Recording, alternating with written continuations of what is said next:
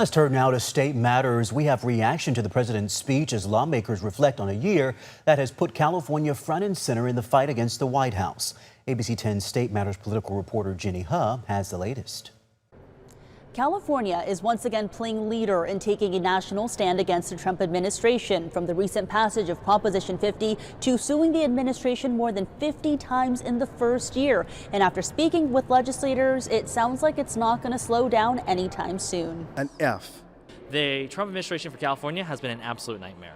If I were to give him a grade, it would be an F.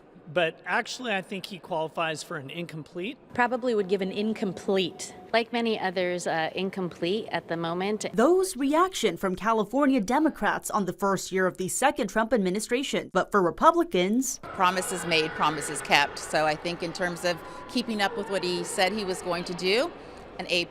I want him to succeed, so I'm going to give him an A. Stark differences within the California legislature, the leaders of a state that has sued the federal government 54 times in 1 year. If he stops breaking the law, we'll stop suing.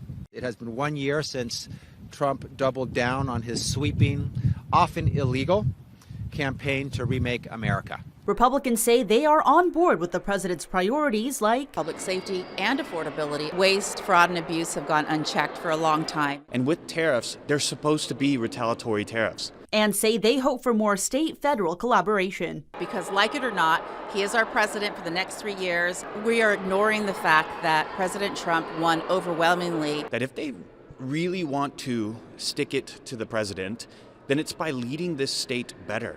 But when we have massive deficits and year-over-year deficit, 4 consecutive deficits in a row in this state. To which Democrats respond, well, I certainly would hope that President Trump comes to senses and collaborates with California. All he has done is antagonize blue states. If we were going to have the same level of destruction that we've had of social resources and social safety net, there will be a lot of harmed people by the end of 3 more years. And this comes as California digs in, facing new national tensions over immigration enforcement and possible cuts to health care and food assistance under the so-called Big Beautiful Bill. Governor Newsom says that could add $1.4 billion to the state's next budget. You will not find this legislature in either house being silent on the things that matter. The political attacks on blue state is definitely concerning. More so are the attacks on the people. And all eyes are on the speeches both Governor Newsom and President Trump are set to give at the World Economic Forum in Switzerland. At the state capitol, Jenny Huh, ABC 10.